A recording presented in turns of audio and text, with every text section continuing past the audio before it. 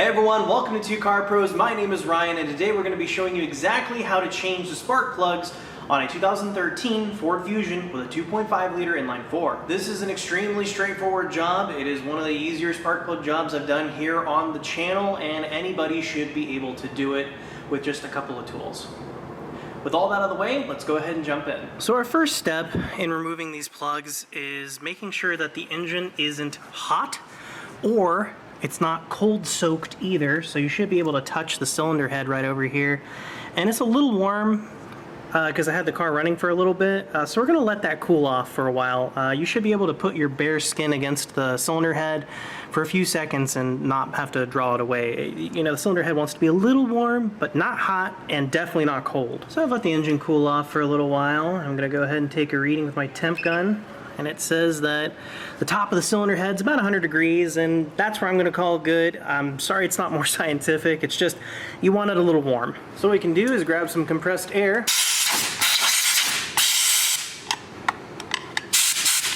spray it all around in where the eviction coils meet the top of the cylinder head.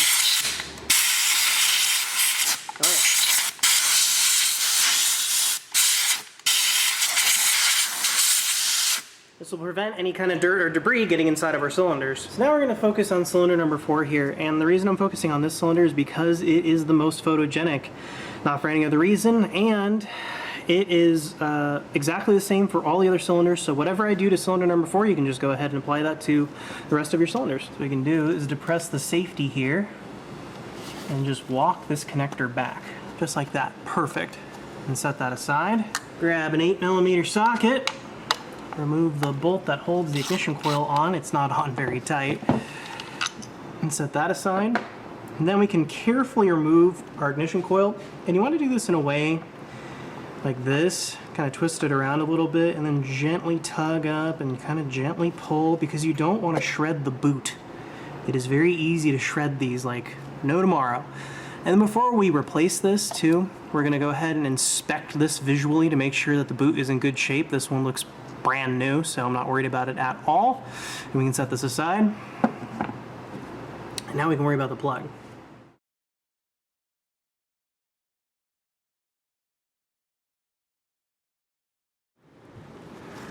You just continue removing that plug. It's important to note not to use power tools. And sometimes you can tighten it up a little bit. This will help preserve those threads. Couple twists on remove, couple more on tighten. And what that's going to do is preserve those threads in that aluminum head, especially if it doesn't feel quite right. You can also spray a little bit of carburetor spray down in there to help you out. And eventually it'll just get so easy, you can just do it with your fingers. And then you can pull our plug out. So it looks like, to me, the person that put these plugs in didn't put any anti-seize on there, so that might explain us having a little bit of difficulty there. So that explains a lot. So here's our new plug. It's an Autolite from Napa. I will leave a link down below in the description to these plugs. Or most likely they're Ford counterpart. I like using Ford products in Ford products, but we're on time strain today, so we have to work with what we have. So we can inspect our old plug to make sure nothing's too bad with it. It's just old. Everything else looks fine about it. No cracked porcelain or whatnot. Speaking of cracked porcelain, we can go ahead with a pair of gloves on. Check for cracked porcelain by running our fingers like this. If you feel any kind of crack or abrasions or burrs, this plug isn't going to work right, but this one feels absolutely perfect. Then we can check our gap. Our gap should be 51 thousandths of an inch. And we can see that this one is like right at 42 thousandths of an inch, so we need to open it up a little bit.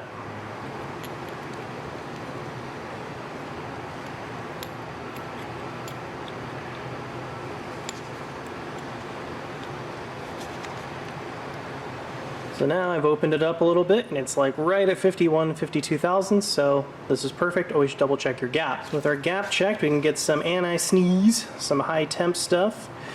And I just like to put a dab of it on the end of my finger and then we can just run it around the plug threads. Actually, looks like we need a little bit more. And this will kind of give you an idea of what it's going to do inside of the cylinder head. There we go. That's plenty. You don't need a catastrophic amount. Just a bit.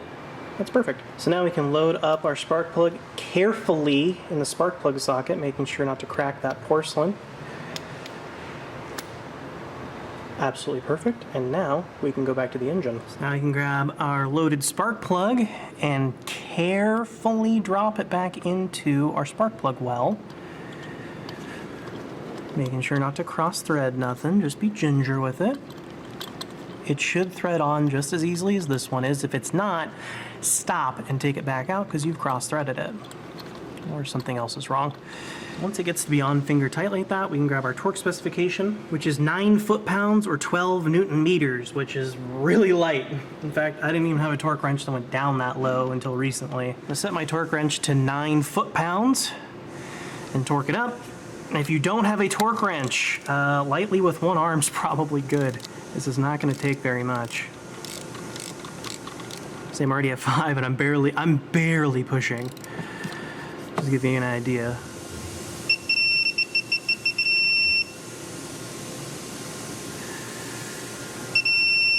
There we go. I actually overshot it just a teensy bit on 10, but I'm not going to loosen it, so 9 is about what you want right there, so very, very loose. Honestly, I didn't put a lot of force on that at all. It might be worth it to you to buy a torque wrench like that just so you don't accidentally over torque these. Now we can carefully, very carefully, because you don't want to crack that porcelain, don't like twist the socket or extension. We want to just remove it straight out of the bore as straight as we can so we don't accidentally break our porcelain. That'd be a real bummer. Now we can grab our ignition coil and some dielectric grease. I've left a link down below in the description of this stuff, this Permatex stuff. I've used it forever. And you just want to squirt a bit in there. That might be a bit too much. Oh no, it's fine. You just want to squirt a bit in there. That way it will cover the top of the plug and prevent any kind of moisture or corrosion. And we can set our coil back in there and just walk her down just like that. Absolutely perfect. And then we can replace our bolt, our 8mm, and we can just tighten that up. Don't really have a torque spec for you, just, you know, snug is good. It's just 8mm, so not a ton of force on that guy.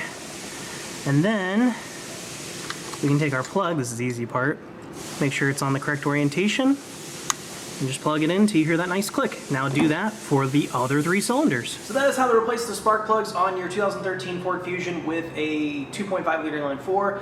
Now, I want to go over how much money you're going to be saving on this. The spark plugs, I think, were $6 or $7 a piece. So that's like, we'll say $30 for the plugs, a couple bucks for anti-seize, and a couple more dollars for dielectric grease. And that's pretty much the cost you're going to be spending, so maybe $40 out the door. If you took your car in to have this service done, they could probably get away with charging you for at least $100, maybe more, certainly more if you took it to a dealer. So doing this job yourself ensures that the job is done correctly and you're saving boatloads of cash over the life of your vehicle. Thank you so much for watching. I hope I've earned a like from you here on YouTube today. Make sure you're subscribed, and I'll see you next time.